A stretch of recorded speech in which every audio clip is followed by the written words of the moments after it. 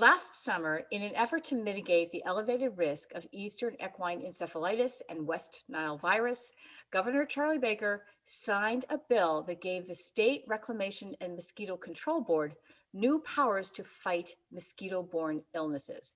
It also required the Executive Office of Energy and Environmental Affairs to develop a process for municipalities to opt out of this spraying if they follow certain procedures. Municipalities have until May 15th to opt out of this spraying. I am talking with Patti Page, who is now part of the Gloucester Opt Out Initiative, and she is going to explain all of this for us. Hi, Patti. Hi, Heather. Thank you for having me today. Sure. So let's start with you and how you got involved.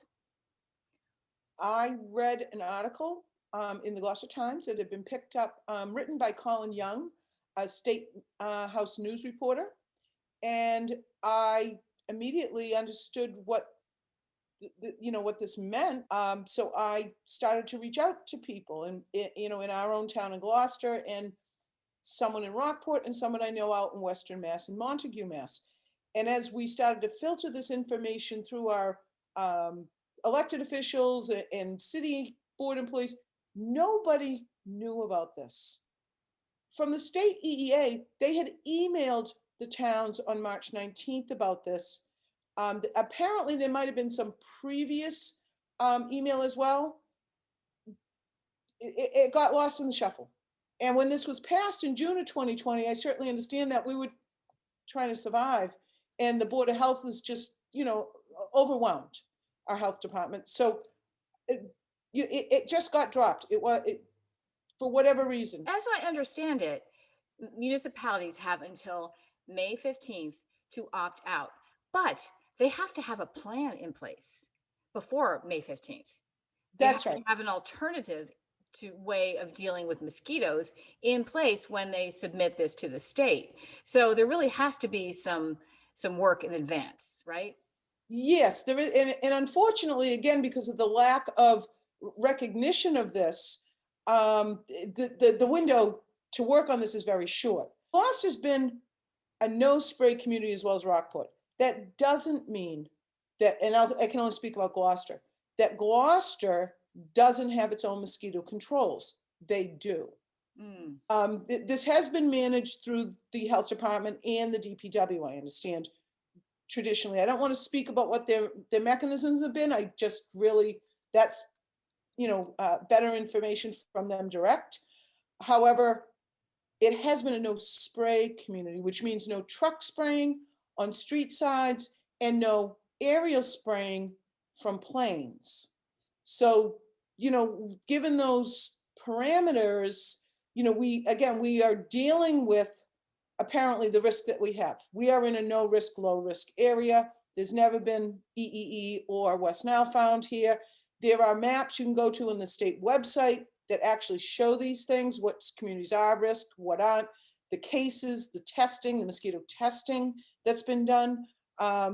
So it's verifiable. This opt out is to keep the control, our control mechanisms local, because the original bill, the original legislation was written, which stated the state had authority to spray any city or town, anytime, anywhere, with no public notice. That was only amended.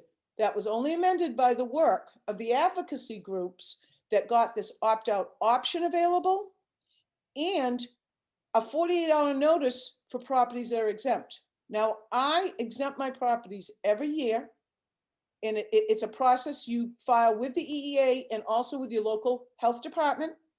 So my properties, I've known about this for a while, and I do exempt them.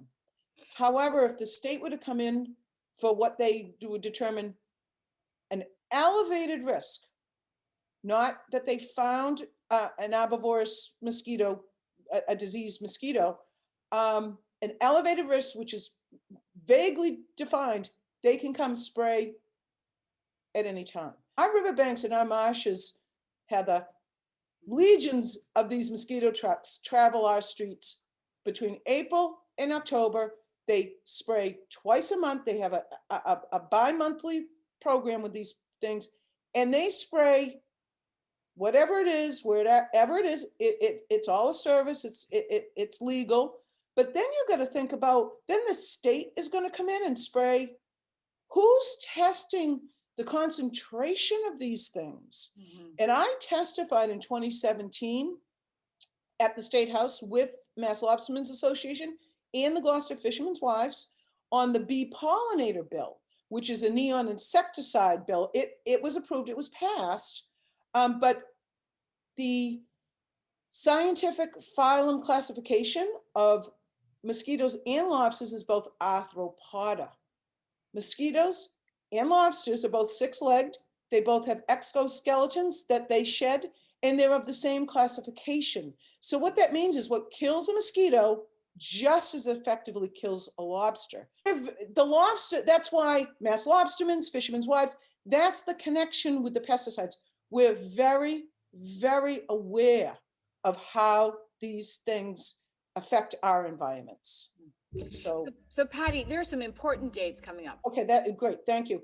April 22nd, Thursday, 5:30 is the Board of Health meeting. Now, I understand that there's other meetings after that. The Board of Health meeting, though, is really the critical meeting for the public to know about and attend.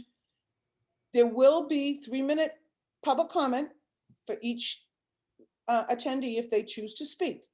The Board of Health and the health director are the ones that put forward, render their opinion and put that forward to guide the city council.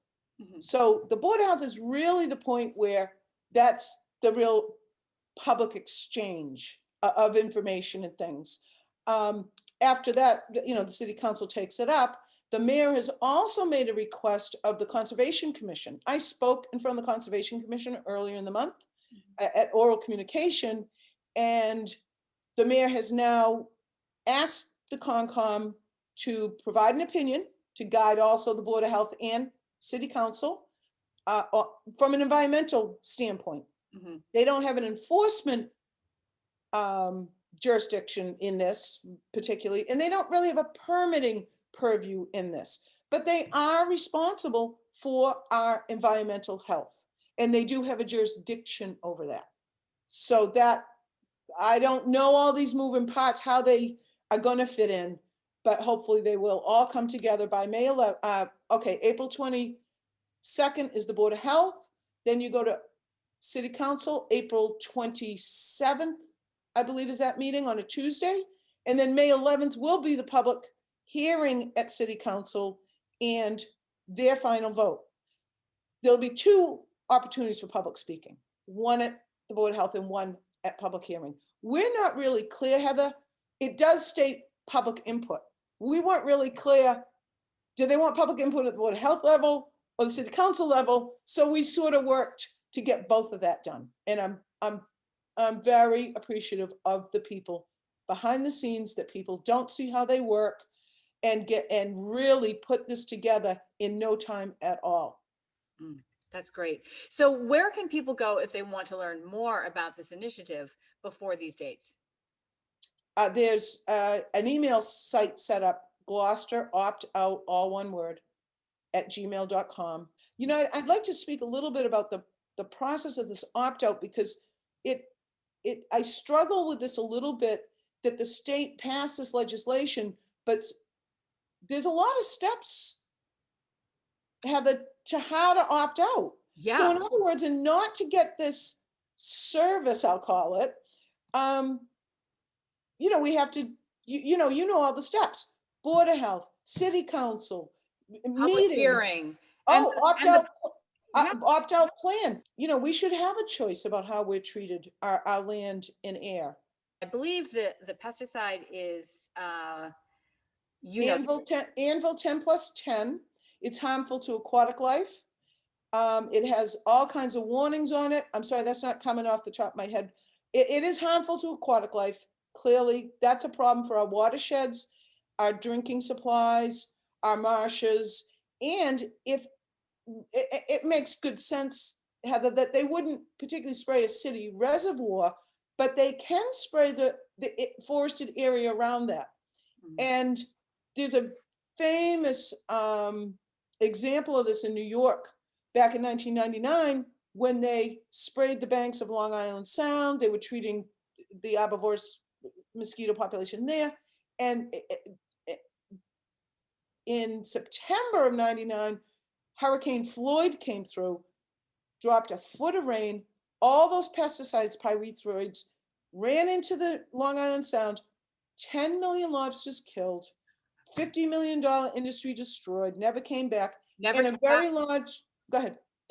I was just repeating what you said. It never came back, that And industry. it never came back in a very large lawsuit. So it's a clear example of there's a cause and effect there, not anecdotal.